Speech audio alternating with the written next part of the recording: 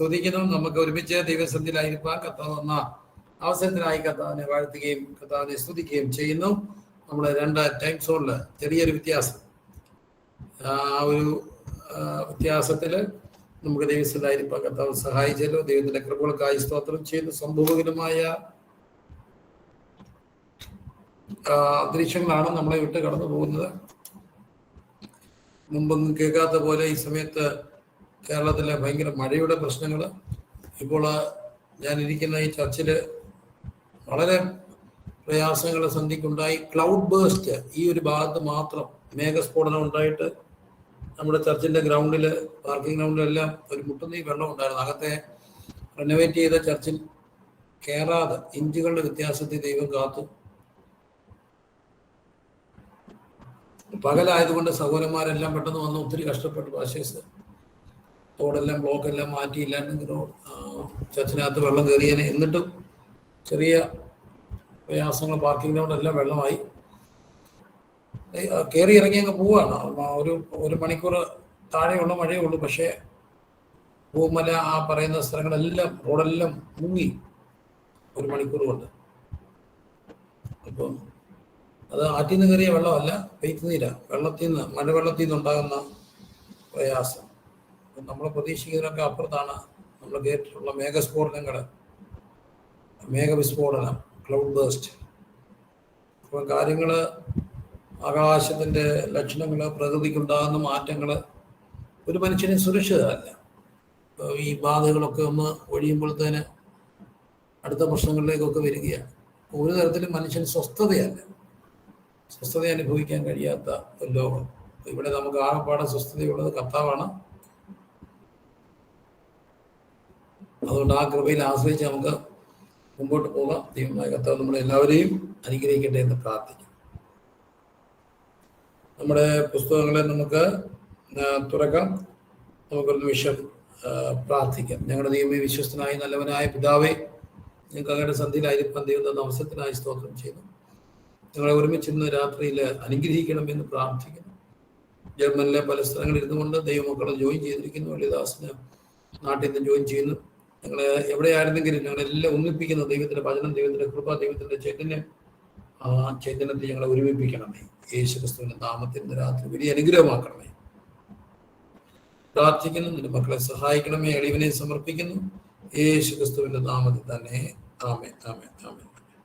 അപ്പോൾ നമ്മളിങ്ങനെ ചിന്തിച്ച് വരികയാണ്. രണ്ടാമത്തെ അധ്യായത്തിലേക്ക് വരുമ്പോൾ അപ്പന് ശേഖേമിൽ പോയിരുന്നു. ശേഖേമിൽ ചുറ്റുന്നു. അപ്പോൾ ഒരു ദൂതൻ വരുന്നു. ദൂതൻ വന്നിട്ട് പറയുന്നു, നിന്റെ സഹോദരന്മാരെ നീ എന്തിനാണ് ഇങ്ങനെ ചുറ്റുക? ഇതാണ് ഈ കറക്റ്റ് ഇടപെടലാണ്. ദൈവത്തിന്റെ സമയങ്ങൾ കറക്റ്റാണ്. അവിടെ ഒരു ദൂതൻ വരുന്നു. ഇല്ലെങ്കിൽ കുറച്ചാൾ കഴിഞ്ഞിട്ട് ചിലപ്പം ഒന്നേ അവിടെ കറങ്ങി നിന്നേനെ, അല്ലെങ്കിൽ തിരിച്ച് അപ്പനെടുക്കുക വന്നേനെ. ദൈവ പദ്ധതികൾ ഈ നിലകളിൽ മുമ്പോട്ട് പോകാതിരുന്നേനെ. അപ്പൊ ദൈവത്തിന്റെ പദ്ധതികളുടെ ടൈമിങ് ഭയങ്കര കറക്റ്റാണ്. ആ കൃത്യസമയത്ത് ഒരു ദൂതൻ വരുന്നു. അപ്പം പറയുന്നു, നിന്റെ ചേട്ടന്മാർ ദോധാനിലേക്ക് പോയിട്ടുണ്ടെന്ന് പറഞ്ഞു. അങ്ങനെ അവൻ ദോധാനി ചേരുന്നു. ദോധാനി വെച്ച് ഉടനെ അവര് കൊല്ലണമെന്ന് ദുരാലോചന ചെയ്യാണ്. അവൻ ദൂരത്ത് നിന്ന് കണ്ടിട്ട് അവൻ അടുത്ത് വരും മുമ്പേ അവന് വിരോധമായി ദുരാലോചന ചെയ്തു. 18ാമത്തെ വാക്യം, ദുരാലോചന ചെയ്തു. സഹോദരന്മാരാണ്. അവന് വിരോധമായി ദുരാലോചന ചെയ്തു. നമ്മൾ അവനെ കൊന്ന് കുടിയിലിട്ട് കളയുക, ദുഷ്ടമൃഗം അവനെ തിന്നു കളഞ്ഞു എന്ന് പറയാം. അവന്റെ സ്വപ്നങ്ങൾ എന്താകും നമുക്ക് കാണാമല്ലോ എന്ന് തമ്മി പറഞ്ഞു. അപ്പം ഇവനെ ഇങ്ങനെ ആക്കാനായിട്ടുള്ള ഒരു കാരണം അവൻ സ്വപ്നം കണ്ടു എന്നുള്ളതാണ്. ഈ മനുഷ്യന്റെ പ്രശ്നങ്ങളാണ് ദർശനങ്ങൾക്കെതിരെയുള്ള പോരാട്ടം. കണ്ടോ, അവന്റെ സ്വപ്നങ്ങൾ എന്താകുമെന്ന് നമുക്ക് കാണാം. അവന്റെ സ്വപ്നങ്ങൾ എന്താകുമെന്ന് നമുക്ക് കാണാം. ഇതാണ് മനുഷ്യന്റെ എന്നും പ്രശ്നം. ദൈവം നമുക്കൊരു ദർശനം തന്നിട്ടുണ്ടെങ്കിൽ ആ ദർശനത്തിനെതിരെയുള്ള ഒരു പോരാട്ടം. അവന്റെ സ്വപ്നങ്ങൾ എന്താകുമെന്ന് നമുക്ക് കാണാം. അങ്ങനെ മുമ്പോട്ട് പോകുന്നു. എന്നാലും രൂപൻ ഇടപെട്ടിട്ട് പറഞ്ഞ് അവനെ കൊല്ലണ്ട, നമുക്ക് അവനെ പിടിച്ചിട്ട് അവനെ അവരുടെ കയ്യിൽ നിന്ന് വിടുവിച്ച് അപ്പന്റെ അടുക്കൽ കൊണ്ടുപോകണം എന്ന് കരുതിക്കൊണ്ട് ഒരു കുഴിയിൽ അവനെ ഇടുവാനെന്ന് പറഞ്ഞു. ജോസഫ് തന്റെ സഹോദരന്മാരുടെ അടുക്കൽ വന്നപ്പോൾ അവൻ ഇട്ട് നിലയെങ്കിൽ അവൻ ഊരി അവനെ എടുത്ത് കുഴിയിലിട്ടു. അത് വെള്ളമില്ലാത്തൊരു പൊട്ടക്കുഴിയാണ്. അപ്പൊ ഇവിടെ രൂപേനെ ഇതിനകത്ത് ഇടപെടുന്നുണ്ട്. എങ്ങനെ ഇടപെടുന്നത്? അവനെ കൊല്ലണ്ട, നമുക്കൊരു കാര്യം ചെയ്യാം, അവനെ പിടിച്ച് കട്ടിലിടാം എന്നിട്ട്. പക്ഷെ രൂപന്റെ മനസ്സിലൊരു നല്ല ഉദ്ദേശം ഉണ്ടായിരുന്നു. എപ്പോഴെങ്കിലും ഇവരില്ലാത്ത സമയം നോക്കി ഇവനെ പൊക്കിയെടുത്താൽ കൊണ്ടുപോകണം എന്നുള്ളൊരു ആഗ്രഹമാണ്. പക്ഷെ അവനില്ലാത്ത സമയം നോക്കി ഗിലെയാദിൽ നിന്ന് നസ്രാണിയും സുഗന്ധപ്പശയും സന്നിധാകയും ഒട്ടകപ്പത്ത് കയറ്റി മിസ്രയിൽ കൊണ്ടുവന്ന ഇസ്മായിലിയുടെ ഒരു യാത്രാക്കൂട്ടം കണ്ടിട്ട് യഹൂദ തന്റെ സഹോദരന്മാരോട്, നാം നമ്മുടെ സഹോദരനെ കൊന്ന് അവന്റെ രക്തം മറിച്ചിട്ട് എന്ത് ഉപകാരം, വരുവിൻ നാം അവനെ ഇസ്മായിലിയക്കാർക്ക് വിൽക്കുക എന്ന് പറഞ്ഞു. അങ്ങനെ 20 വെള്ളി ഇസ്മായിലിയർക്ക് 20 വെള്ളി കാശിന് വിറ്റു. അവർ ജോസഫിനെ മിസ്രൈമിലേക്ക് കൊണ്ടുപോയി.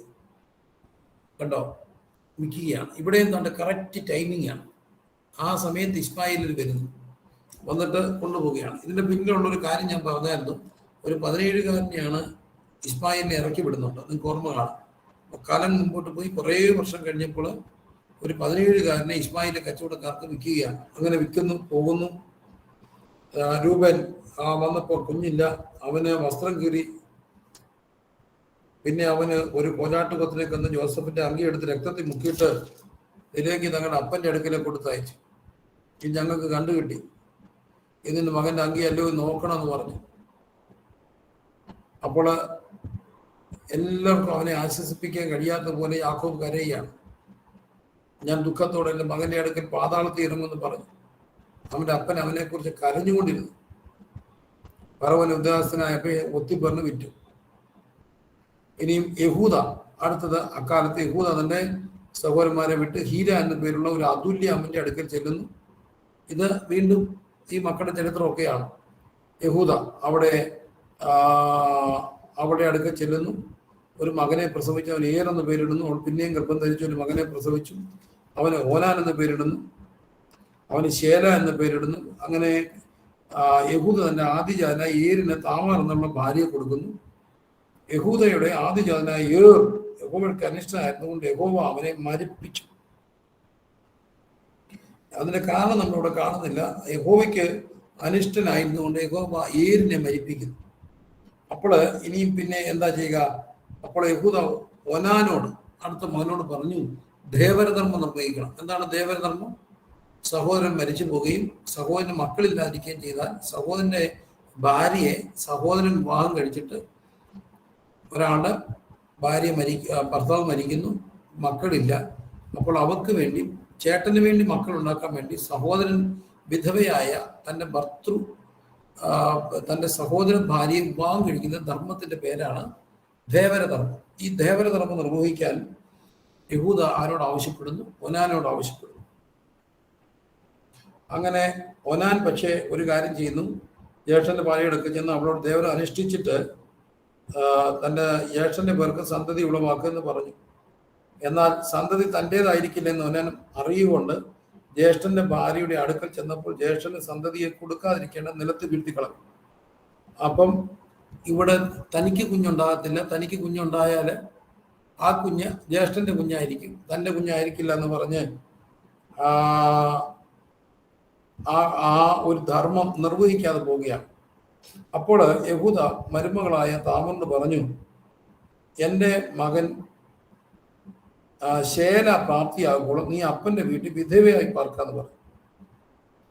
ഇവരും സഹോദരൻ പല മരിച്ചു പോയെന്ന് വിചാരിച്ചു. അങ്ങനെ താമാർ അപ്പന്റെ വീട്ടിൽ പോയി പാർത്തു. അങ്ങനെ യഹൂദയുടെ ഭാര്യ മരിച്ചു. അവളെ സ്നേഹിതനായ അബ്ദുല്ലാമന്റെ ഈരിയോട് തന്റെ ആടുകളെ രോമം കത്രിക്കുന്ന അടിയന്തരത്തിന് പോയി. തിണ്ണയ്ക്ക് പോകുന്ന താമാറിന് അറിവ് കിട്ടി. കണ്ടോ, യഹൂദയുടെ ഭാര്യ മരിച്ചു. അപ്പൊ ഈ മരുമകള് മനസ്സിലാക്കി യഹൂദ രോമം കത്തിരിക്കുന്ന പോകുന്നുണ്ടെന്ന് അറിഞ്ഞിട്ട് അവള് വൈധവ്യ വസ്ത്രം അഴിച്ചു മാറ്റി. അന്ന് ഈ വിധവമാരായ വസ്ത്രങ്ങളുണ്ട്. അത് നമുക്ക് ഇപ്പോഴും അറിയാം. വടക്കേനിലൊക്കെ ചെന്ന വെള്ളവസ്ത്രവും ഒക്കെ ധരിക്കുന്ന പെന്തക്കോസ്തുകാരല്ലെന്ന് അറിയാം. വെള്ളവസ്ത്രമൊക്കെ ധരിക്കുന്ന പലപ്പോഴും വിധവമാരുടെ ഒരു വസ്ത്രമാണ്. അതുപോലെ അന്നത്തെ കാലത്ത് വൈധവ്യത്തിന്റെ വസ്ത്രമുണ്ട്. അവർക്ക് വലിയ അടയാഭരണങ്ങളും കണ്ടോ, വലിയ അവരെ തിരിച്ചറിയണം, വിധവയെ തിരിച്ചറിയണം. എന്തിനാണ് വിധവയെ തിരിച്ചറിയുക? അപ്പോൾ ആ വിധവയെ തിരിച്ചറിയാനുള്ള വസ്ത്രമൊക്കെ കൊടുത്തു.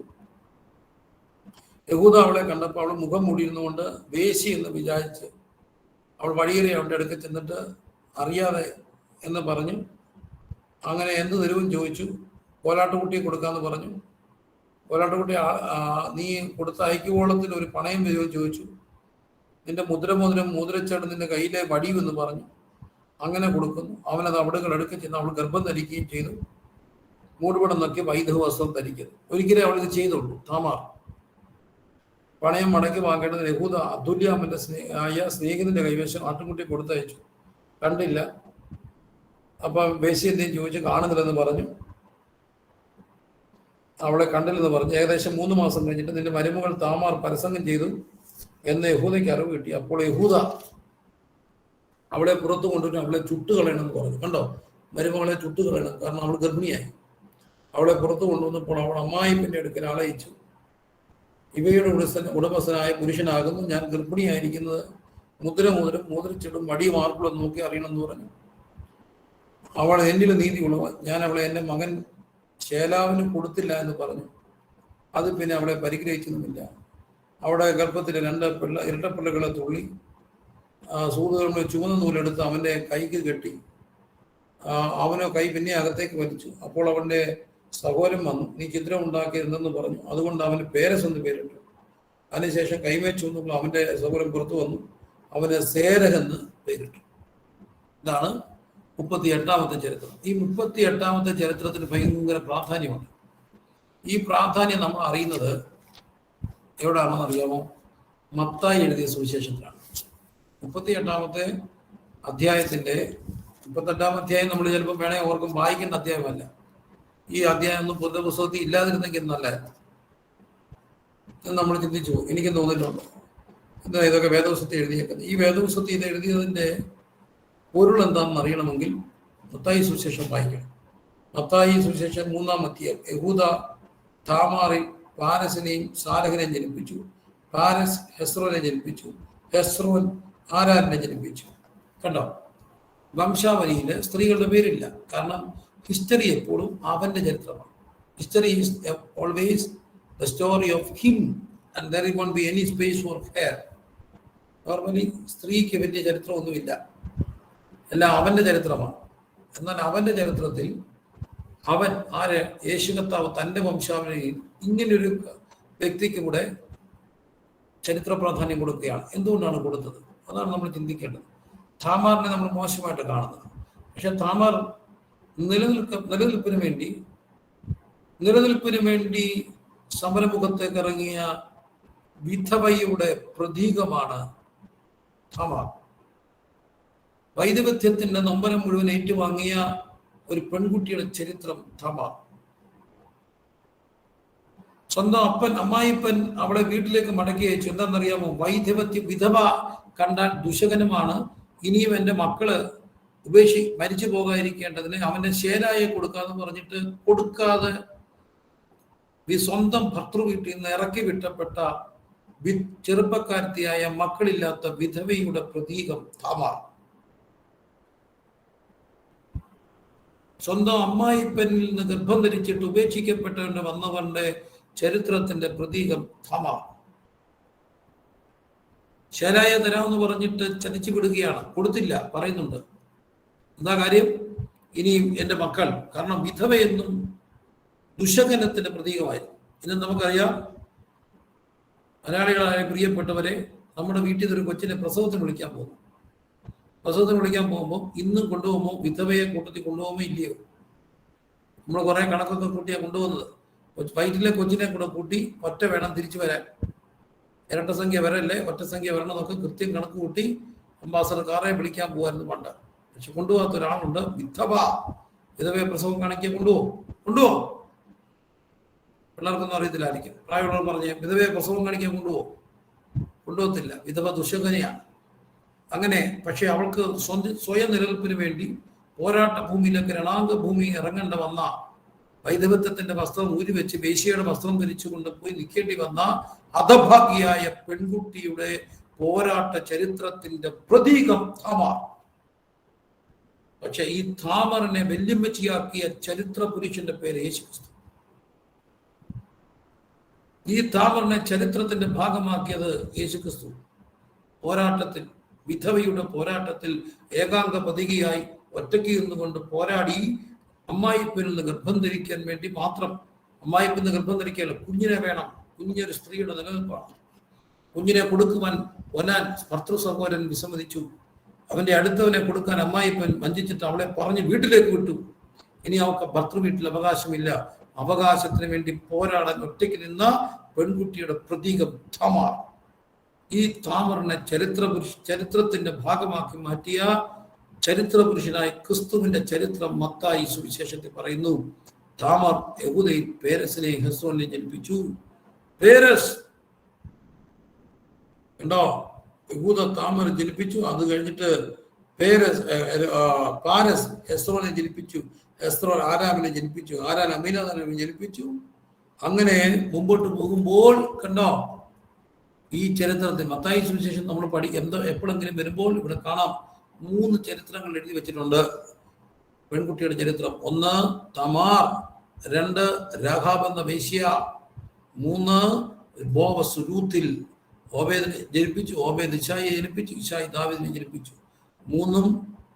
മൂന്നും അത്ര ശുദ്ധിയല്ലാത്ത ചരിത്രങ്ങൾ ഉറങ്ങുന്ന സ്ത്രീകളുടെ ചരിത്രത്തെ ജീവിതത്തിന്റെ ഭാഗമാക്കി അവരെ അമ്മച്ചി എന്ന് വിളിക്കാൻ ധൈര്യപ്പെട്ട ക്രിസ്തുനാഥന്റെ ചരിത്രമാണ് മത്തായി എഴുതിയ സുവിശേഷം 1-ാം അധ്യായം. Hallelujah, hallelujah. തള്ളപ്പെട്ടവളെ, ഒറ്റപ്പെട്ടവളെ, എന്നിട്ട് കണ്ടോ അവളെ കത്തിച്ചു കളയണമെന്ന് പറയുന്ന അമ്മായിപ്പിന്റെ ചരിത്രശുദ്ധി. വഴിയെ കിളവൻ ഭാര്യ മരിച്ചപ്പം പോയതാ രോമം കത്തിരിക്കുന്ന അടിയന്തരം. അതിനൊന്നും പോയതല്ല. ഇവള് പോയ വഴിക്ക് പന്നപ്പണിക്ക് പോയതാ. ഇവളിത് അറിയാം ഈ അമ്മായിപ്പൻ ശരിയല്ലെന്ന്. എന്നിട്ടും ആ അപ്പച്ചനെ വെല്ലുപ്പച്ചനാക്കാൻ ധൈര്യം കാണിച്ചത് യഹൂദാ ഗോത്രത്തിലെ സിംഹം. വേദപുസ്തകത്തിലെ ചരിത്രം എന്നും വലിയവരുടെ ചരിത്രമല്ല, നല്ലവരുടെ ചരിത്രമല്ല. എന്നാൽ മോശപ്പെട്ടു എന്ന് കരുതുന്നവരെ പോലും സ്വന്തം ചരിത്രത്തിന്റെ ഭാഗമാക്കി അപ്പച്ചനും അമ്മച്ചിയും ആക്കാൻ ധീരത കാണിച്ച ക്രിസ്തുനാഥന്റെ ചരിത്രമാണ് വേദപുസ്തക ചരിത്രം. എന്താ ഈ സന്ദേശം നമ്മോട് പറയാനുള്ളത്? ഇന്നും തള്ളപ്പെട്ടവനെയും ഒറ്റപ്പെട്ടവനെയും പുറംകാട്ടിൽ എറിയപ്പെട്ടവനെയും വീട്ടിൽ നിന്ന് ഉപേക്ഷിക്കപ്പെട്ടവനെയും ദുശകരമാണെന്ന് പറഞ്ഞ് തള്ളപ്പെട്ടവനെയും എൻ്റെ ജീവിതത്തിന്റെ ഭാഗമാക്കും. ഞാൻ അവരെ ദുശകരമല്ല, അമ്മച്ചി എന്ന് വിളിക്കുമെന്ന് പറഞ്ഞ യേശു കർത്താവിന്റെ ചരിത്രം. താമർ ആരാണ്? പിഴച്ചു പറ്റവൾ. പക്ഷെ ക്രിസ്തുവിന്റെ താമർ ആരാണ്? അമ്മച്ചിയാണ്. പിഴച്ചവളെ അമ്മച്ചി എന്ന് വിളിക്കാൻ ചങ്കൂറ്റം കാണിച്ച ക്രിസ്തുവിന്റെ ചരിത്രമാണ് മത്തായി സുവിശേഷം നമുക്ക് തരുന്നത്. 38-ാം അധ്യായത്തിന്റെ ചരിത്ര പ്രാധാന്യം അവിടെയാ കിടക്കുക. നോക്കൂ, ഏത് ഉപേക്ഷിക്കപ്പെട്ടവളെയും, ഏത് തള്ളപ്പെട്ടവളെയും, ഏത് കുടുംബത്തിൽ നിറക്കി വിട്ടവളെയും ചേർത്ത് പിടിക്കാൻ ഇന്നും ക്രിസ്തുവുണ്ട്. അനാഥരുടെ ദൈവം, വിധവയുടെ കാതൽ. അനാഥരുടെ ദൈവം, വിധവയുടെ കാതൽ. അതാണ് 38-ാമത്തെ ചരിത്രം. ഹല്ലേലൂയ പറയാമോ? 38-ാമത്തെ ചരിത്രം അനാഥന്റെ ചരിത്രമാണ്, ഒറ്റപ്പെട്ടവരുടെ ചരിത്രമാണ്, വിധവയുടെ ചരിത്രമാണ്, പിടിച്ചു കിടക്കാൻ പാടുപെട്ടവരുടെ ചരിത്രമാണ്. അതാണ് വിശുദ്ധ വേദപുസ്തകത്തിൽ രേഖപ്പെടുത്തിയിരിക്കുന്ന താമറിന്റെ ചരിത്രം. നോക്കട്ടെ, 39-ാം അധ്യായം. 10-ാം അധ്യായത്തിൽ താണ്ട് ഇതിനിടയ്ക്ക് ജോസഫ് അങ്ങ് ചെന്നു. എവിടെ ചെന്നു? മിസ്രൈമിൽ കൊണ്ടുപോയി. അവിടുന്ന് പൊത്തിപ്പന്റെ വീട്ടിലേക്ക് വിലക്ക് വാങ്ങി യജമാന്റെ വീട്ടിൽ പാർത്തു വരുന്നു. യഹോവ അവനോട് കൂടെ ഉണ്ടെന്നും അവൻ ചെയ്തു നോക്കുകയും യഹോവ സാധിപ്പിക്കുന്നെന്നും അവന്റെ യജമാനൻ കണ്ടിട്ട് ജോസഫിനെ അവനെ ഇഷ്ടമായി ശുശ്രൂഷ ചെയ്തു. അവനെ ഗ്രഹവിചാരനാക്കി തന്നെക്കുള്ളതൊക്കെ അവന്റെ കയ്യിൽ ഏൽപ്പിച്ചു. അവൻ തന്റെ വീട്ടിൽ തനിക്കുള്ള സകലത്തിനും അവനെ വിചാരണാക്കിയത് മുതൽ യഹോവ ജോസഫിന്റെ നിമിത്തം മിസ്രൈമിന്റെ വീടിനെ അനുഗ്രഹിച്ചു. കണ്ടോ? അതൊക്കെ ഓർക്കണം. ഒരാള് ഒരു ദേശത്തുണ്ടെങ്കിൽ, ഒരാൾ ഒരു ഓഫീസിലുണ്ടെങ്കിൽ, ഒരാൾ ഒരു കടയിലുണ്ടെങ്കിൽ, അവർ നിമിത്തം ആ കടയെ, ആ വീടിനെ, ആ ദേശത്തെ, ആ സഭയെ, ആ ഓഫീസിനെ അനുഗ്രഹിക്കുന്ന ഒരു ദൈവമുണ്ട്. നമ്മൾ നിമിത്തം ദൈവം, നമ്മൾ ജോലി ചെയ്യുന്ന ഓഫീസിനെ അനുഗ്രഹിച്ച് പ്രാർത്ഥിക്കുന്നു. നമ്മൾ ജോലി ചെയ്യുന്ന സ്ഥാപനത്തെ അനുഗ്രഹിച്ച് പ്രാർത്ഥിക്കുന്നു. കുഞ്ഞുങ്ങളെ നിങ്ങൾ കയറി ചെല്ലുന്ന വീടിനെ അനുഗ്രഹിച്ച് പ്രാർത്ഥിക്കണം. എന്തിനാ? നമ്മൾ കാൽ ചവിട്ടുന്ന വീട് അനുഗ്രഹിക്കപ്പെടും. ജോസഫ് ചവിട്ടി നിന്ന വീട്, ആ വീട് അനുഗ്രഹിക്കപ്പെട്ടു. സകലത്തിലെ യഹോവയുടെ അനുഗ്രഹം ഉണ്ടായി. മറ്റൊന്നും അവൻ അറിയാതെ ജോസഫിനെ എല്ലാം ഏൽപ്പിച്ചു. എന്നാൽ ജോസഫ് ആരായിരുന്നു? 39:7 ജോസഫ് കോമളും മനോഹര രൂപിയും ആയിരുന്നത് കൊണ്ട്, അതൊക്കെ വളരെ ഗംഭീരമായിട്ട് കാണണം. കണ്ടോ? ജോസഫ് ആരായിരുന്നു? ജോസഫ് കോമളനായിരുന്നു, മനോഹര രൂപിയായിരുന്നു. 17, 18, 19 വയസ്സേ ഇപ്പൊ കഷ്ടിച്ച് കാണത്തുള്ളൂ. പറവഴപുത്രന്റെ മുമ്പിൽ നിൽക്കുമ്പോൾ പ്രായം 13, 30, 13 വർഷത്തെ ചരിത്രം ഇതിനിടയ്ക്ക്. പക്ഷെ ജോസഫ് 19കാരൻ ആരായിരുന്നു? കോമളരൂപിയായിരുന്നു. പിന്നെ കോമളരൂപിയും മനോഹര രൂപിയായിരുന്നു. അതുകൊണ്ട് എന്താ സംഭവിച്ചു? അതുകൊണ്ട് ജോസഫിന്റെ മേൽ യജമാന്റെ ഭാര്യ കാസ്റ്റികർ ഐസ് ഓൺ ഹിം. യജമാന്റെ ഭാര്യയ്ക്ക് അവന്റെ മേൽ കണ്ണു പതിച്ചു. She cast her eyes on him. ഗൗരവമായിട്ട് ഓർക്കണം, കൊച്ചു പിള്ളേരെ നശിപ്പിക്കുന്ന ഒത്തിരി യജമാനത്തിമാരുണ്ട്, ആന്റിമാരുണ്ട്, പ്രായമുള്ളവരുണ്ട്. ഇത് രണ്ടും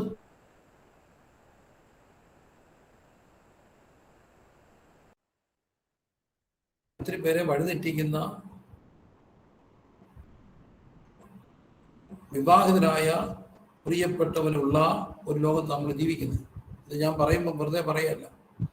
എന്തുമാത്രം അനുഭവങ്ങൾ, എന്തുമാത്രം കുരുങ്ങിപ്പോയ കുഞ്ഞുങ്ങൾ തിരിച്ചുകൊണ്ട് കുഞ്ഞുങ്ങളെ വഴിതെറ്റിക്കുന്ന പ്രായമുള്ളവരുണ്ട്. അപ്പോൾ അവിടെ കണ്ണു പതിച്ചു. എന്നോടുകൂടെ ശയിക്കുക എന്ന് പറഞ്ഞ് അവനെ നിർബന്ധിച്ചു. അവനതിനെ സമ്മതിക്കാതെ യജമാന്റെ ഭാര്യയോട്, ഇതാ എൻ്റെ വീട്ടിൽ യാതൊന്നും യജമാൻ അറിയുന്നില്ല, എല്ലാം എന്നെ ഏൽപ്പിച്ചിരിക്കുകയാണ്. ഈ വീട്ടിൽ എന്നേക്കാൾ വലിയവനില്ല, നിന്നെ അല്ലാതെ മറ്റൊന്നും അവൻ എനിക്ക് വിരോധിച്ചിട്ടില്ല. അടുത്ത വാക്ക് അടിവരയിടണം. അതുകൊണ്ട് ഞാൻ ഈ മഹാദോഷം പ്രവർത്തിച്ച് ദൈവത്തോട് പാപം ചെയ്യുന്നത് എങ്ങനെയെന്ന് പറഞ്ഞു. അവിടെ ആരുമില്ല. പക്ഷേ യജമാന്റെ ഭാര്യയോട് പാപം ചെയ്താൽ അത് ആർക്കെതിരെയുള്ള പാപമാകും? ദൈവത്തിനെതിരെയുള്ള പാപം. അവിടെ ഒരു മനുഷ്യനില്ല. പക്ഷെ ഞാൻ പാപം ചെയ്താൽ ദൈവത്തിനെതിരെ ഉള്ള പാപമാണ്. എന്നാൽ അവളെ അവൻ അനുസരിച്ചില്ല. ഒരു ദിവസം തൻ്റെ പ്രവൃത്തി ചെയ്യാൻ വീട്ടിനകത്ത് വന്നപ്പോൾ വീട്ടിലുള്ളവർ ആരും അവിടെ ഇല്ലായിരുന്നു. സാഹചര്യം ഉണ്ടാക്കുന്നുണ്ടോ പിശാച്? ആരും അവിടെ ഇല്ലായിരുന്നു. അവൾ അവൻ്റെ വസ്ത്രം പിടിച്ചു, എന്നോടുകൂടെ കിടക്കാൻ പറഞ്ഞു. അവൻ ഓടിപ്പോയി. ഇതാണ് അടുത്ത വലുതാൽപ്പെട്ടൊരു കാര്യം ഇവിടെ പഠിക്കേണ്ടത്. ഒന്നാമത്തെ കാര്യം, ഞാൻ എൻ്റെ ദൈവത്തോട് മഹാദോഷം പ്രവർത്തിച്ച് ദൈവത്തോട് പാപം ചെയ്യുന്നത് എങ്ങനെ? ഗൗരവമായി ഓർക്കണം. ഇതന്നെ വിവാഹിതയായ ഒരു ഭർത്താവിൻ്റെ ഭാര്യയായ ഒരു സ്ത്രീ, ഈ 19കാരൻ, മിനിമം 17, 18, 19 വയസ്സേ കാണത്തുള്ളൂ, അവനെ നിർബന്ധിക്കുക. അവിടെ ആരുമില്ല. ഈ പിശാചിന് വലിയൊരു തന്ത്രമുണ്ട്. പിശാച് എന്താ പറയുക? അവസരം ഇങ്ങനെ കൊണ്ടുവരുന്നു. ആരുമില്ലാത്തൊരവസരം. നിങ്ങൾക്ക് മനസ്സിലാകുന്നുണ്ടോ? ആരുമില്ല. ആരുമില്ലാത്ത അവസരം. പാപം പ്രവർത്തിക്കാൻ ഞാൻ മുമ്പേ പറഞ്ഞു, എനിക്കറിയത്തില്ല, 3 കാര്യങ്ങൾ വേണം. 1 സാഹചര്യം വേണം, 2 സമ്മർദ്ദം വേണം, 3 സമ്മതം വേണം. മനുഷ്യനെ സംബന്ധിച്ചോളം അവന് സമ്മതമുണ്ട്, സമ്മർദ്ദമുണ്ട്. പലപ്പോഴും ഒരു കാര്യമാണ് പലപ്പോഴും ഒക്കാതെ പോകുന്നത്, സാഹചര്യം. അതുകൊണ്ടുള്ള കർത്താവായ യേശു പഠിപ്പിച്ചത് പരീക്ഷയിലേക്ക് ഞങ്ങളെ പ്രവേശിപ്പിക്കുക. അപ്പം ഇവിടെ പിശാച് എന്തൊരുക്കി? സാഹചര്യം ഒരുക്കി. ആരുമില്ല. Nobody was there. ആരുമില്ല. അപ്പൊ എന്തോ ഒത്തു വന്നു? സാഹചര്യം ഒത്തു വന്നു. ജോസഫിന് അറിയാം, ആ സാഹചര്യത്തിൽ നിന്നാൽ ഞാൻ തെറ്റു. അതുകൊണ്ട് ജോസഫ് ചെയ്ത ഒരു കാര്യം, അവിടുന്ന് ഓടിപ്പോയി. ഇതിനെ കേൾക്കുന്ന പ്രിയമുള്ളവരെ, സാത്താൻ ഇങ്ങനെ സാഹചര്യങ്ങൾ ഒരുക്കും. കുഞ്ഞുങ്ങളെ കേൾക്കണേ, സാഹചര്യം ഒരുക്കിക്കൊണ്ടുവരും. സാഹചര്യം പല രീതിയിൽ ഒരുക്കും. പക്ഷേ ഏറ്റവും വലിയ തന്ത്രമാണ് സാഹചര്യം. ഒരു കാരണവശാലും സാഹചര്യം ഒരുക്കുമ്പോൾ അവിടെ നിൽക്കരുത്. അവിടുന്ന് ഓടി രക്ഷപ്പെടണം. കാരണം നമ്മുടെ ബലഹീനത, സാഹചര്യം എന്നൊക്കെ പറയുമ്പോൾ ഇത് മാത്രമൊന്നുമല്ല സാഹചര്യം. ചിലപ്പോൾ എനിക്ക് പലവട്ടം ഉണ്ടായിട്ടുണ്ട്. ചിലരോട് ദേഷ്യം തോന്നി 2 വർത്തമാനം പറയാൻ വേണ്ടി ഫോൺ വിളിക്കുമ്പോൾ അവരെടുക്കത്തില്ല. പക്ഷെ 1 മണിക്കൂർ 2 മണിക്കൂർ കഴിയുമ്പോൾ അവർ തിരിച്ചു വിളിക്കും. പാസ്റ്റർ എന്തിനാ വിളിച്ചത്? ആ സമയം കൊണ്ട് നമ്മൾ സെറ്റിലായി. നമ്മൾ പറയും, വെറുതെ വിളിച്ച വിശേഷമൊക്കെ അറിയാൻ വേണ്ടി, സന്തോഷമായിട്ടിരിക്കുന്ന ഒരു വാക്ക് പ്രാർത്ഥിക്കട്ടെ, ആയിക്കോട്ടെ. നമ്മൾ പ്രാർത്ഥിച്ച് അവർക്ക് സന്തോഷം, നമുക്ക് സന്തോഷം, ഒരു കുഴപ്പമില്ല. അന്നേരം എടുത്തായിരുന്നെങ്കിലും നമ്മളും പറഞ്ഞേനെ, അവരും പറഞ്ഞേനെ, ബാക്കിയായേനെ. ദൈവം എന്തോ ഒഴിവാക്കി? എടുപ്പിച്ചില്ല, സാഹചര്യം ഒഴിവാക്കി. അപ്പൊ എപ്പോഴും പ്രാർത്ഥിക്കണം, ഈ സാഹചര്യം ഒഴിവായി പോകാൻ. സാഹചര്യം എന്നേ ഞാൻ പറഞ്ഞിട്ടുണ്ടോ ഇത്? സാഹചര്യം, സമ്മതം, സമ്മതം, 3 കാര്യങ്ങളാണ് പാപം ചെയ്യാൻ വേണ്ടത്. ഇതിലേതെങ്കിലും ഒന്ന് നോക്കാതെ പോയെങ്കിൽ പാപം നടക്കത്തില്ല. അപ്പൊ തമ്പുരാൻ എന്ത് ചെയ്യുന്നറിയാമോ? തമ്പുരാൻ്റെ ഒരു പ്രത്യേകതയുണ്ട്. ദൈവം തന്നെ സ്നേഹിക്കുന്നവർക്ക് നമ്മളെന്നും അതുകൊണ്ടാണ് പ്രാർത്ഥിക്കേണ്ടത്, പരീക്ഷയിലേക്ക് പ്രവേശിപ്പിക്കുക. സാഹചര്യം ഒഴിവാണ്. സാഹചര്യത്തിൽ കൊണ്ടിടുമ്പോൾ ഓർത്തോണം, ഈ സാഹചര്യം ഒഴിവായ പാപം നടക്കാതെ പോകും. നല്ലൊരു ചൊല്ലുണ്ട്, കല്ലുള്ളപ്പം പട്ടിയില്ല, പട്ടിയുള്ളപ്പം കല്ലില്ല. കല്ല് കയ്യിലെടുക്കുമ്പോൾ പട്ടിയില്ല, പട്ടി വരുമ്പോട്ട് കല്ലില്ല. ചുരുക്കത്തിൽ എന്തോ നടക്കത്തില്ല, ഏറ് നടക്കത്തില്ല. ഇതുപോലെ തന്നെയാണ് സാഹചര്യം ഒഴിവാകാൻ പ്രാർത്ഥിക്കണം, എപ്പോഴും പ്രാർത്ഥിക്കണം. ഈ സാഹചര്യത്തിൽ പെടുമ്പോഴാണ് നമ്മളെല്ലാവരും തെറ്റുന്നത്. സാഹചര്യത്തിൽ ചെന്നിട്ട് പിടിച്ചു നിൽക്കാൻ എത്ര പേർ കഴിയുമെന്നൊക്കെ ചോദിച്ചാൽ അതൊക്കെ വളരെ റെയറാണ്. സാഹചര്യം എപ്പോഴും നമ്മളെ തെറ്റിക്കാൻ സാഹചര്യം കൊണ്ടിടും. അതുകൊണ്ട് ദൈവത്തെ ഓർത്ത് എന്നും പ്രാർത്ഥിച്ചോണം. ദൈവമേ, മനുഷ്യനാ ഞാൻ വെറും മനുഷ്യൻ, എന്നെ കൊണ്ട് തെറ്റുന്ന പാതയിൽ കൊണ്ട് ഇടരുത്. എഴുതി വെക്കണം. അതുകൊണ്ടാണ് യേശു കർത്താവ് പ്രാർത്ഥിക്കാൻ പഠിപ്പിക്കാൻ, നിങ്ങൾ ഇവണ്ണം പരീക്ഷയിലേക്ക് ഞങ്ങളെ പ്രവേശിപ്പിക്കുക. ഒരു മൂച്ചിനൊക്കെ നമ്മൾ കയറി അങ്ങ് പോവും, ചെന്ന് 2 വാക്കൊക്കെ പറയും, തിരിച്ചെടുക്കാനും പോവും. ഒരു ചൊല്ലുണ്ട്, കയ്യിലെ കല്ലും വായിലെ വാക്കും, തിരിച്ചെടുക്കാനും പോവും,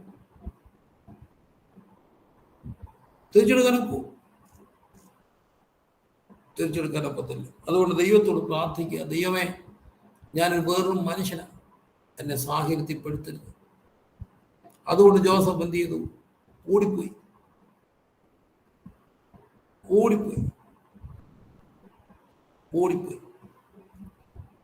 എന്നും പ്രാർത്ഥിക്കണം. നമുക്കറിയത്തില്ല എവിടെ സാഹചര്യം വരുന്നു. നമ്മളെല്ലാം മനുഷ്യരാണ്. അപ്പൊ വീട്ടിൽ ആരുമില്ലായിരുന്നു, അവനവിടെ ഓടിപ്പോയി.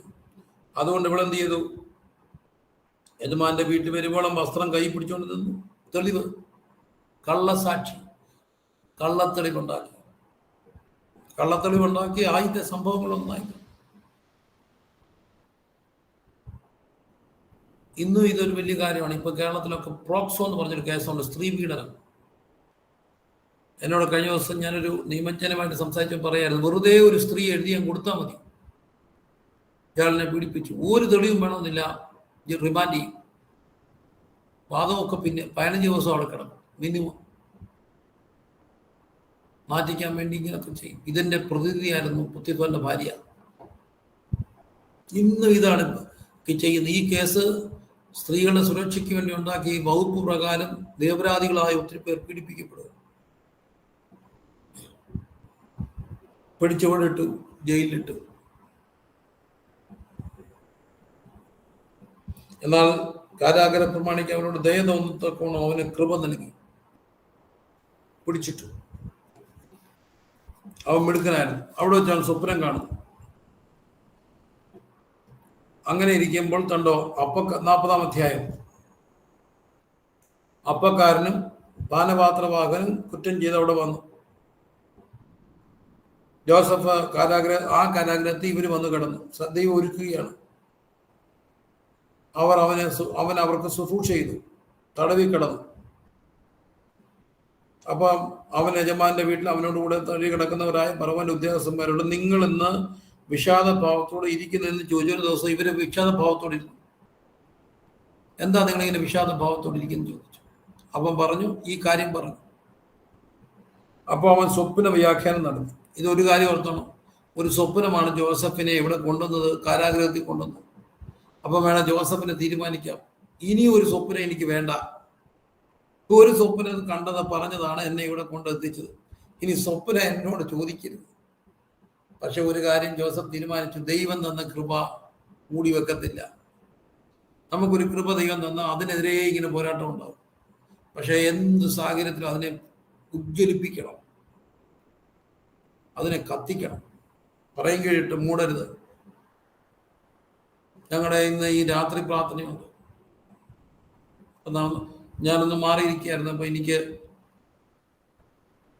ഒരു ചെറിയ പനിക്കോളുള്ളതുകൊണ്ട് ഞാൻ അവരുടെ ഇടയ്ക്ക് പോയിരുന്നില്ല. അവരെ ബുദ്ധിമുട്ടിക്കല്ലോ പറ്റുള്ളൂ. ഞങ്ങളുടെ ഒരു സണ്ണിപ്പാർശ്വ നേതൃത്വത്തിലാണ് ഇവിടെ വന്നിരുന്ന് പ്രാർത്ഥിക്കുന്നത്.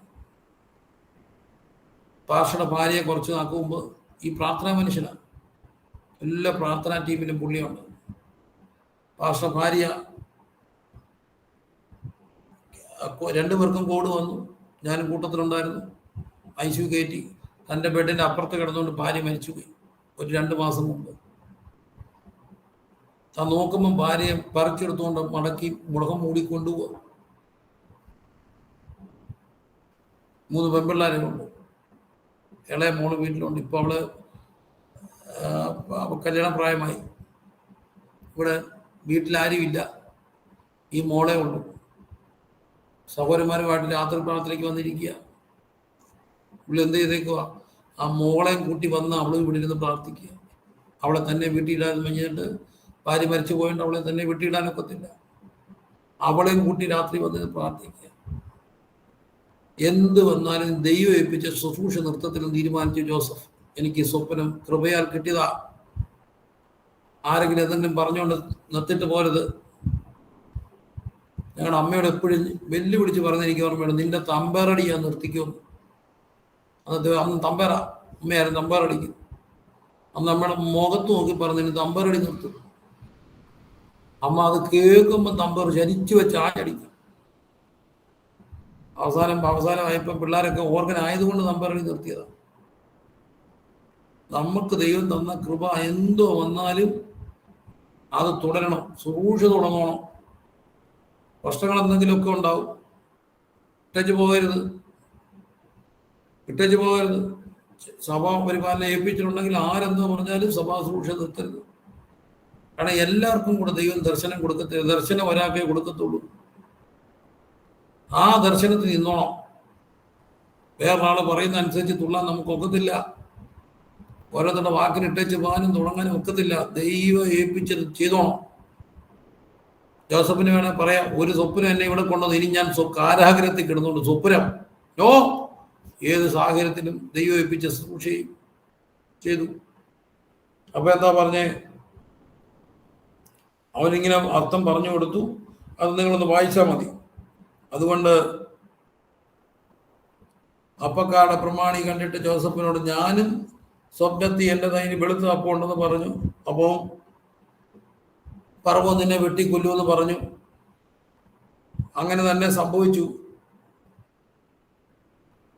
അപ്പക്കാരനെ കൊന്നു. പാനപാത്രവാഹകനെ തിരിച്ചെടുത്തു.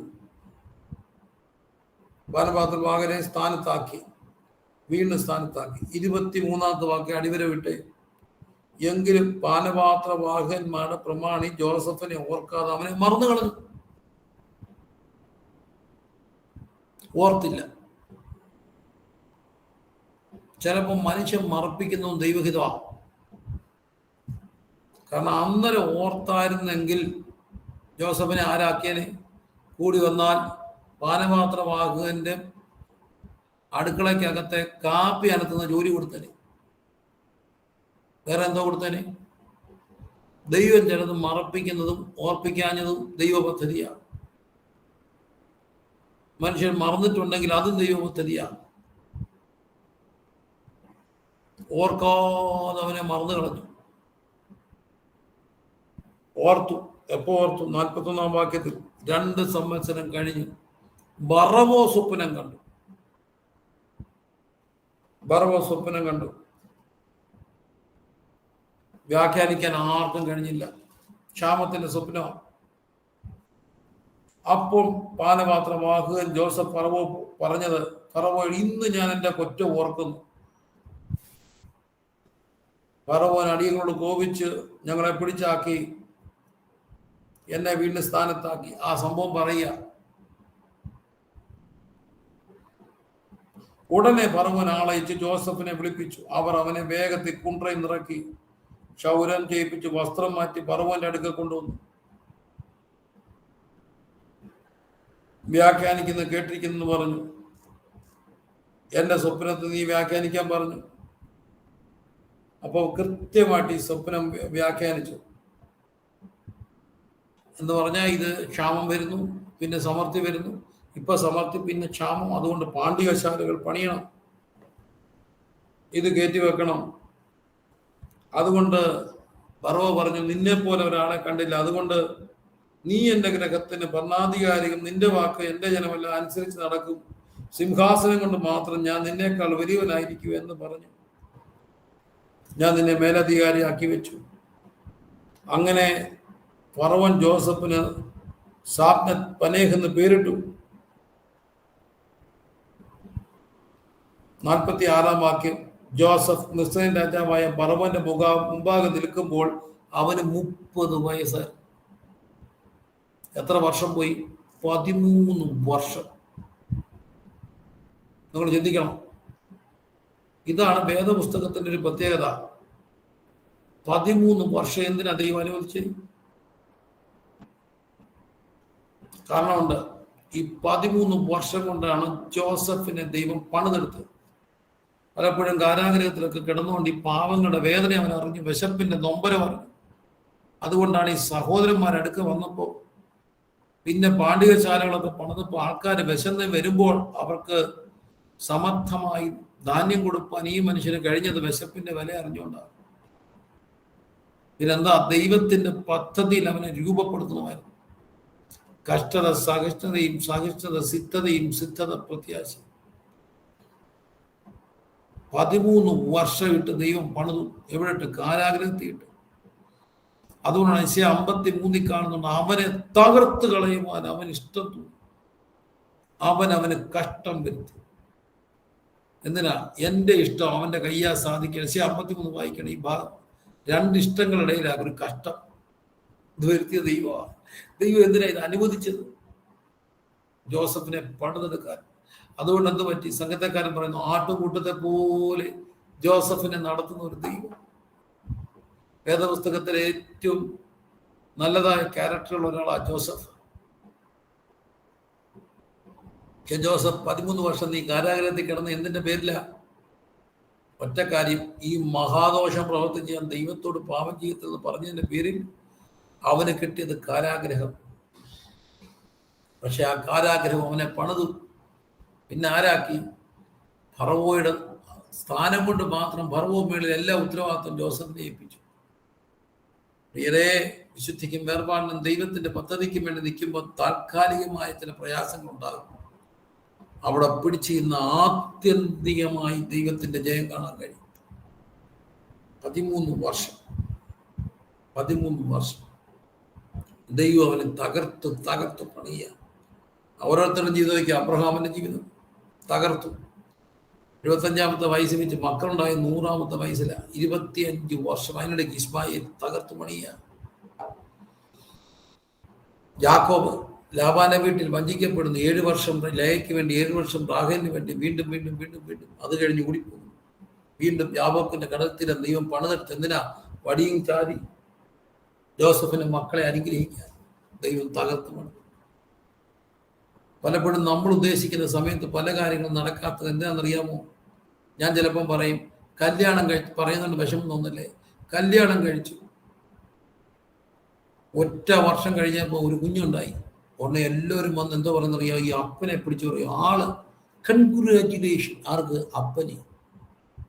അപ്പന് തന്നെ കൺഗ്രാജുലേഷൻ കൊടുക്കുന്ന കൊച്ചുണ്ടായി. 1 വർഷം കൊണ്ട് കൊച്ചുണ്ടായ കൺഗ്രാജുലേഷൻ. ഉടനെ അവനെന്തോ ചെയ്യും? അവൻ പറയും കുഞ്ഞുണ്ടായി, ശരി, അടുത്ത ആഴ്ചയിൽ വലിയ ഗംഭീര പാർട്ടി. ആ പാർട്ടിക്കകത്ത് എന്തോ പൊട്ടും, ഷാമ്പയും, പിന്നെന്തോണ്ട്, DJ ഡാൻസ്. എന്താ കാര്യം? കുഞ്ഞുണ്ടായി. എല്ലാവരും പാർട്ടി വരുന്നു. ജർമ്മനിലൊക്കെ പാർട്ടിയല്ലേ? ഷാമ്പയും പൊട്ടിക്കുന്നു, കുപ്പി പൊട്ടിക്കുന്നു, ബാർ തുറക്കുന്നു, അടിച്ച് പൊളിച്ചു, DJ ഡാൻസ് ഒക്കെ, ഗ്ലാസ് ഒക്കെ പിടിച്ചു ഇങ്ങനെ നടന്ന് ഡാൻസ് കളിക്കുന്നുണ്ട്. എല്ലാ കാര്യം. കുഞ്ഞുണ്ടായി. അതേസമയം 15 വർഷം കൊച്ചില്ല. അപ്പൊ എന്തോ ചെയ്തു? 2 പേരും കൂടി ഇരുന്ന് പ്രാർത്ഥിച്ച് നേർന്നു, ദൈവമേ ഒരു കുഞ്ഞുണ്ടായ കർത്താവിന് കൊടുത്തേക്കാം, സ്വത്രം. മൊത്തം ആണായും പെണ്ണായും ദൈവത്തിൽ. 15 വർഷം കഴിഞ്ഞാൽ 10 വർഷം കഴിഞ്ഞപ്പോൾ ഒരു കൊച്ചുണ്ടായി. കൊച്ചുണ്ടാകുമ്പോ നേരെ അവൻ DJ ഡാൻസ് നടത്തുമോ, പ്രാർത്ഥന വെക്കൂ? ഷാമ്പയും പൊട്ടിക്കോ, അതോ ദൈവമക്കളെ വിളിച്ച് യോഗം നടത്തി ബിരിയാണി കൊടുക്കൂ? ഈ ബാർ തുറക്കാതെ, ഷാമ്പയും കുപ്പി പൊട്ടിപ്പിക്കാതെ, ഈ DJ ഡാൻസ് നടത്താതെ യോഗം നടത്താൻ വേണ്ടി 10 വർഷം പണിയും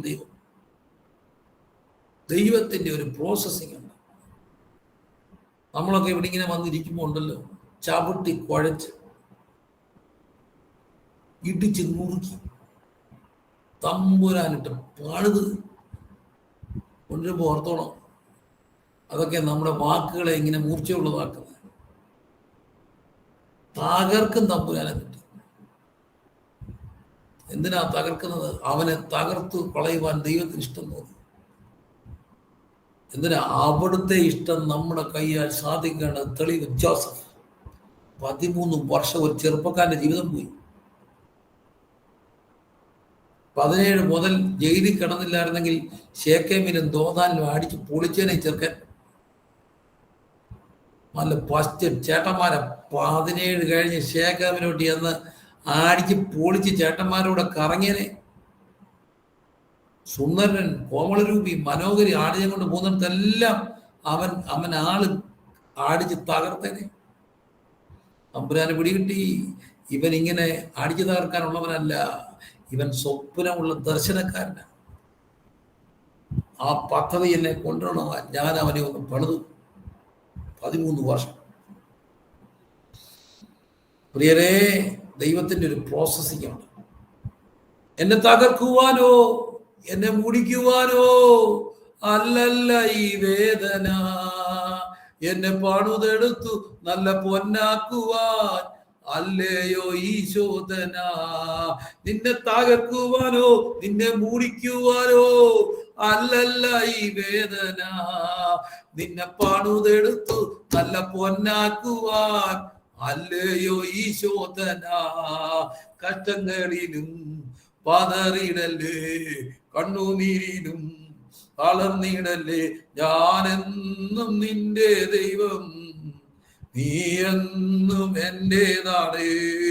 ഞാനെന്നും നിന്റെ ദൈവം, നീ എന്നും എന്റേതാണ്.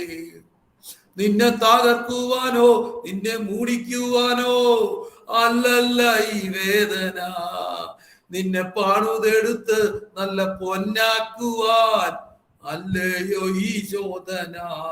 കഷ്ടങ്ങളിലും പതറിയിടല്ലേ, കണ്ണുനീരിലും തളർന്നിടല്ലേ, ഞാനെന്നും നിന്റെ ദൈവം, നീ എന്നും എന്റേതാണ്. കർത്താവിട്ടങ്ങ് തകർക്കും. നമ്മൾ ഉദ്ദേശിക്കുന്ന പോലെ ചില കാര്യങ്ങൾ സമയത്ത് വിടുതലുണ്ടായെന്നൊന്നും വരത്തില്ല. പക്ഷെ ഒരു കാര്യം എനിക്കറിയാം, പാനപാത്രവാഹൻ അന്നേരം ഓർത്തായിരുന്നെങ്കിൽ ഒരു കാപ്പിക്കട ആയിട്ട് അവിടുത്തെ നല്ല 1-ാം തരം ചായ അടിക്കാരനായ ജോസഫ്. പക്ഷെ മറപ്പിച്ചു ദൈവത്തിന്റെ പദ്ധതി. അന്നേരം പുറത്ത് കൊണ്ടുവന്ന ചായ അടിക്കാനല്ല, പിന്നെന്തിനാ? പറവയുടെ തൊട്ട് കീഴെ പാനപാത്രവാഹകന്റെ മുകളിൽ. ദൈവത്തിന്റെ പ്രവർത്തനങ്ങൾ വലുതാ. ചിലപ്പോൾ ദൈവം നമ്മളെ നേരോട് നടക്കുമ്പോഴും തകർക്കും. എന്തിനാണെന്നറിയാവോ? അവിടുത്തെ ഇഷ്ടത്തിൽ നാമായി തീരുമാനം, അവിടുത്തെ പദ്ധതികളെ. ഞാൻ ജോസഫിനൊക്കെ ചോദിച്ചു, വാരി വാരി ധാന്യം കൊടുക്കുമ്പോൾ മടുപ്പ് വന്നില്ലേ? ജോസഫ് പറയും, 13 വർഷം കാരാഗ്രഹം നിന്നപ്പോൾ അവിടെ എല്ലാവർക്കും കൂടി കളറാ നമ്പർ. കൃത്യം മണി അടിക്കുമ്പോൾ പോയി ക്യൂ നിൽക്കണം പാത്രമായി. അതുകൊണ്ട് നിറച്ചു കൊടുക്കത്തില്ല. കാരണം ജയിൽപ്പുടികൾക്കൊക്കെ ഇപ്പോഴാ നല്ല ഫുഡൊക്കെ കൊടുക്കുന്നത്. പണ്ടെന്താ പറയുക, നിന്നെ ഞാൻ ഗോതമ്പുണ്ട് തീറ്റിക്കൂടാ. അന്ന് ജയിലിൽ എന്തായിരുന്നു? ഗോതമ്പ് പുഴുങ്ങി ഉണ്ട കഴുകി കൊടുക്കട്ടെ പോലെ. തേങ്ങാപ്പിരി ഒന്നും വെച്ചല്ല, അതായിരുന്നു ഗോതമ്പുണ്ട. ഇന്നതൊക്കെ മാറി ചിക്കൻ ബിരിയാണി കിട്ടുമെന്നാ പറയുന്നത്. പക്ഷെ അന്നത്തെ ഗോതമ്പുണ്ട തിന്നത് കൊണ്ട് ഇന്ന് മനുഷ്യന്റെ വിശപ്പറിയാം, മനുഷ്യന്റെ സങ്കടം അറിയാം. ഈ ഒറ്റയടിക്ക് ഒരാൾ ഉപദേശിയായാലെന്ന് ഞാൻ പറയും. ഒരടിക്ക് ഉപദേശിയായവർ പലരും പറഞ്ഞാൽ ജീവനൊന്നും കാണത്തില്ല. പക്ഷെ ഒത്തിരി കഷ്ടങ്ങളിലൂടെ കയറി ഇറങ്ങി വരുമ്പോ അവിടെ വാക്കുകൾ വ്യാപരിക്കുന്ന ഒരു ജീവന്റെ ചൈതന്യമുണ്ട്. എന്താ കാര്യം? അനുഭവങ്ങളിൽ കൂടെ ചാർത്തെടുത്ത ആ ജീവൻ ഞങ്ങളിൽ മരണവും നിങ്ങൾ ജീവനും എന്നൊക്കെ പറയുന്ന അവിടെയാണ്. 13 വർഷം കാരാഗ്രഹത്തിൽ മരിപ്പിച്ചത് കൊണ്ട് 10,000-ങ്ങൾക്ക് അത് ജീവനായിട്ട് മാറി. നമുക്ക് ദൈവസന്നിധി കണ്ണുകൾ അടയ്ക്കാൻ പ്രാർത്ഥിക്കാം. എന്നെ തകർക്കുവാനോ നിന്നെ മുടിക്കുവാനോ അല്ലല്ല ഈ വേദന, നിന്നെ തകർക്കുവാനോ നിന്നെ മൂടിക്കുവാനോ. എനിക്കത് കൃത്യം പറയാൻ അറിയത്തില്ല, എങ്കിലും അത് എഴുതാനുണ്ടായ ഒരു സാഹചര്യം പാട്ടുകാരൻ്റെ ജയിലിൽ പിടിച്ചിട്ടപ്പോഴാ. ഏതോ തെറ്റിദ്ധാരണ ഏതോ വിഷയത്തില് ഗൾഫിലെ ജയിലിൽ ജീവനിൽ നിന്നും തടവിന് വിധിക്കപ്പെട്ട് കിടക്കുമ്പോൾ താൻ എഴുതിയ പാട്ടാ. നിന്നെ തകർക്കുവാനോ നിന്നെ മൂടിക്കുവാനോ അല്ലല്ല ഈ വേദന, നിന്നെ പണിതെടുത്ത് നല്ല പൊന്നാക്കുവാൻ അല്ലയോ ഈ ശോധന. കഷ്ടങ്ങളിലും പതറിയിടല്ലേ, കണ്ണുനീരിലും തളർന്നിടല്ലേ, ഞാനെന്നും നിന്റെ ദൈവം, നീ എന്നും എന്റേതാണ്, ഞാനെന്നും നിന്റെ ദൈവം, നീ എന്നും എന്റേതാണ്. ദൈവമായ കർത്താവ് നമ്മളെ അനുഗ്രഹിക്കട്ടെ. Thank you. നമുക്ക് തുടരാം.